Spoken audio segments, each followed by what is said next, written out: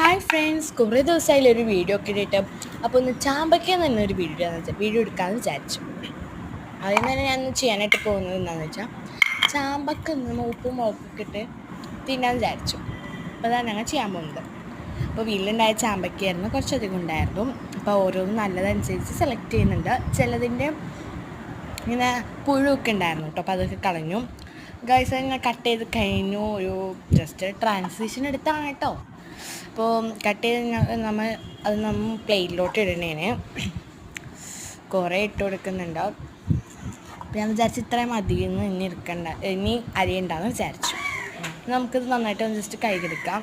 ഞാൻ അരിഞ്ഞിട്ട് കഴുകിയെടുത്തത് എനിക്കറിയാൻ കേസ് എനിക്കതിന് ഇഷ്ടം. അപ്പോൾ ഞാൻ ഉപ്പിട്ട് മുളക് പൊടി ഇട്ടിട്ടുണ്ട്, ബ്ലാക്ക് പെപ്പർ എനിക്ക് ഭയങ്കര ഇഷ്ടമാണ്. അപ്പോൾ ഞാൻ അത് ഇട്ടിട്ടുണ്ട്. അത് കുറച്ച് കൂടിപ്പോയിട്ടുണ്ടായിരുന്നു. പിന്നെ കുറച്ച് വിനാഗിരി വെച്ചു. വിനാഗിരി ഒരു കളിയില്ല ഗൈസ്.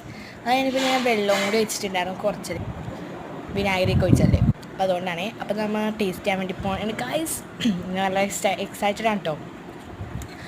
നമ്മൾ ഒരു മിനിറ്റ് എടുക്കുന്നു. കുറച്ചധികം എടുത്തിട്ടുണ്ട് കേട്ടോ, ഫസ്റ്റ് അല്ലേ. അപ്പം ട്രൈ ചെയ്ത് നോക്കാം.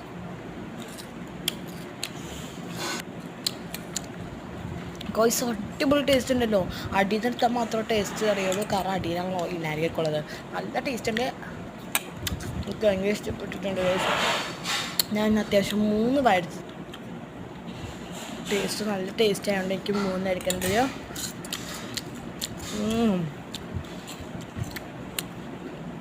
അടിപൊളിയാണ്. നിങ്ങൾ ട്രൈ ചെയ്ത് നോക്കാം കേട്ടോ. അപ്പോൾ നമ്മുടെ ഇനിയുള്ള വീഡിയോസ് ഞാൻ മറക്കാതെ ഇടുന്നതായിരിക്കും കേട്ടോ. അപ്പോൾ ഇന്നത്തെ ഇടത്തുള്ളൂ. Bye bye.